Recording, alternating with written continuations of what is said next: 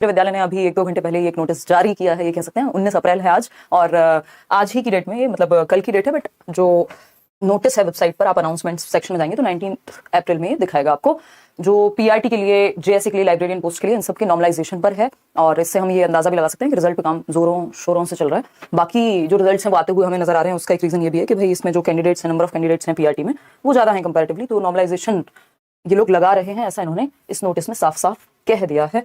और जो लोग इंटरव्यू की तैयारी कर रहे हैं उनके लिए भी थोड़ा सा और उत्साह वाली बात है ना। तो आप अगर ये नोटिस देखेंगे तो इसमें साफ साफ लिखा हुआ है कि जो रिक्रूटमेंट एजेंसी है, यानी जो कि सीबीएसई है, उसने ये डिसाइड किया है कि केवीएस रिक्रूटमेंट एग्जामिनेशन में नॉर्मलाइजेशन होगा इस कोर्स का, यानी जो भी मार्क्स आपके, मान लीजिए जिनके आपके 125 मार्क्स हैं, किसके अनुसार, आंसर की के अनुसार, तो अब ये रॉ स्कोर बन जाएगा और जो फाइनल स्कोर निकल करके आएगा वो कुछ और रहेगा। और उन्होंने परसेंटाइल मेथड को यूज किया है, उसकी भी बात हम अभी करेंगे। ठीक, तो जो स्कोर है कैंडिडेट्स का, यानी ये अब एक रॉ स्कोर है, चेंज होकर के कुछ और ही आने वाला है। तो normalise the scores of candidates for the examinations which are conducted multi shifts. Normalisation लगता ही वहां है जहां मल्टीपल शिफ्ट्स में एग्जाम होता है। भाई कई दिन तक आपके एग्जाम्स हुए हैं और किसी शिफ्ट में इजी या डिफिकल्ट वाली बात आप मान लीजिए, तो उसका एक एवरेज निकाल करके नॉर्मलाइजेशन की प्रक्रिया होती है। ठीक, तो जिसमें पीआरटी शामिल है, यानी प्राइमरी टीचर, यही हमारा मेन कंसर्न भी है, और junior secretariat assistant and librarian, और जो कि मल्टीपल शिफ्ट्स में हुए हैं।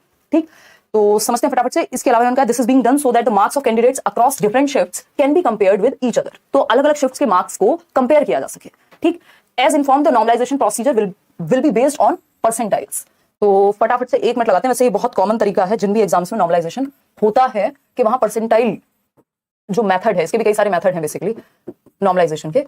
तो मल्टीपल शिफ्ट्स में कोई एग्जाम हुआ है, वहां पे नॉर्मलाइजेशन लगेगा। ठीक, उसका रीजन क्या है कि भाई किसी शिफ्ट में इजी आया, किसी शिफ्ट में थोड़ा मुश्किल हो गया, या फिर जिस शिफ्ट का फर्स्ट डे जिसका एग्जाम था, अगर चीजें रिपीट भी हो रही हैं तो अगले वालों को वैसे पता लग जाती हैं, है ना। तो इस तरह की भी कुछ चीजें, तो मल्टीपल शिफ्ट्स में जो एग्जाम्स होते हैं वहां ये चीज नॉर्मलाइज करने के लिए उन मार्क्स को लगा दी जाती है। परसेंटाइल मेथड की ये बात कर रहे हैं, परसेंटाइल मेथड।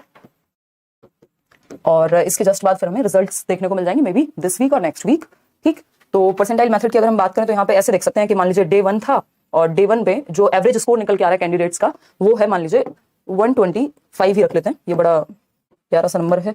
ठीक, डे 2 मान लेते हैं, उस दिन के जो एवरेज मार्क्स निकल करके आ रहे हैं लर्नर्स के, एस्पिरेंट्स के, वो हैं 132।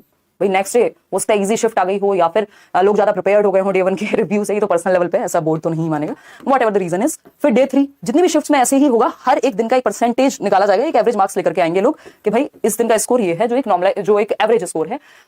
इनको एक परसेंटाइल मेथड लगा करके इनका एक एवरेज निकाला जाएगा। उस हिसाब से फिर या तो मार्क्स इजी शिफ्ट के कम होंगे या डिफिकल्ट शिफ्ट के थोड़े बहुत बढ़ेंगे। ये चीज D+B में भी होती है, अभी केवीएस में भी देखने को मिल रही है।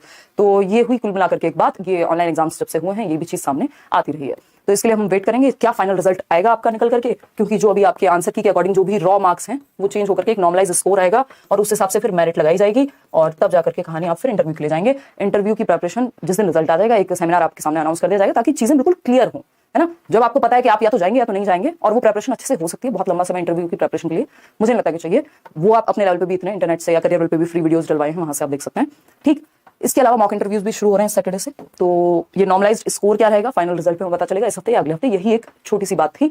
और अभी जो भी पूछ रहा है कोई कि ईडब्ल्यूएस में 112 है, क्या चांस है, ये किसी को नहीं पता, कोई सच में बता ही नहीं सकता। तुक्के वाली बात हो जाएगी, एग्रीगेट भी ढंग से नहीं लगाया जा सकता, स्पेशली जब स्थिति ऐसी है कि अभी नॉर्मलाइजेशन और होना है। रॉ मार्क्स में ही इतना मुश्किल है क्योंकि इतनी सारी शिफ्ट्स हैं, और अभी तो नॉर्मलाइजेशन की बात और है। तो अब रुक जाइए, एक बार केवीएस को अपना काम कर लेने दीजिए, उसके बाद हम ये चीजें देखेंगे। इतने केवीएस के बारे में पढ़िए, जानिए और अपनी तैयारी कीजिए मस्त तरीके से। ठीक है, तो ये एक ऑफिशियल नोटिस था। चीजें ऑफिशियल होती हैं या ज्यादा समस्या की बात होती है तब हम डिस्कस कर ही लेते हैं। बात रही एक नई सीरीज चलानी थी, तो अभी मैं मॉक इंटरव्यूज में थोड़ा सा बिजी हूँ, वो चीज हो जाए, और साथ में कुछ और चीजें चल रही हैं मम्मी की सर्जरी एंड ऑल, तो वो थोड़ा सा हो जाए। उसके बाद फिर हम मंडे से जहां तक है, मतलब मैं भी एक डेट नहीं लगाना चाह रही हूँ, D+B की एक कॉमन प्रैक्टिस पेडागोजी की कुछ 20-25 दिन की एक सीरीज चलाएंगे। उस पर फिर हम यूट्यूब की बात कर रही हूँ, करियर पे बैचेस चल रहे हैं, वहाँ क्लासेस चल रही हैं। ठीक, चलिए आज के लिए मैं चाह रही हूँ कि मैं यूट्यूब के लिए एक बार फ्री हो जाऊँ, एनर्जी ज्यादा लगती है, पोल वाला सिस्टम, सारी चीजें उस पर हम काम करेंगे फिर। ठीक, चलिए आज के लिए इतना ही। ये छोटी सी इन्फॉर्मेशन पसंद आई हो तो आप लाइक शेयर सब्सक्राइब तो कर ही लीजिएगा। कमेंट्स में अगर आपके इसके अलावा कोई आपके दिमाग में क्वेश्चन आ रहा है या कुछ भी बात है या क्या आपका इस पर कहना है तो आप कमेंट्स में बता सकते हैं। और ये यहाँ पे केवीएस की वेबसाइट है, लिखा हुआ है चेयरमैन केवीएस श्री धर्मेंद्र प्रधान, है ना।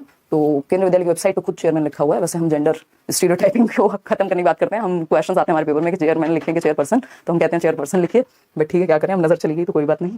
चलिए आज के लिए इतना ही, थैंक यू सो मच। कोई और बात हो, D+B की वैकेंसी कब आएगी इसके लिए भी हम देख रहे हैं, जल्दी ही किसी भी दिन एकदम हम देखेंगे कि भाई ये जो है सामने प्रकट हो गई है।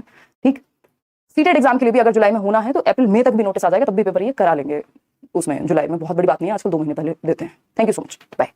तो यूट्यूब पे या तो हम संडे मिलेंगे अभी संडे वार्ता में, या कुछ जरूरी होता है तो, नहीं तो नई सीरीज के लिए होपफुली मंडे, या अभी मैं उस पर कुछ बोल नहीं रही हूँ क्योंकि वो चीज़ एग्जीक्यूट हो नहीं पा रही उस तरह से। तो जैसे ही होगी, क्योंकि अभी सामने कोई ऐसा एग्जाम भी नहीं है, तो थोड़े टाइम रुक के और केवीएस मॉक इंटरव्यूज की वीडियो एक दो आपको मिल जाएंगे।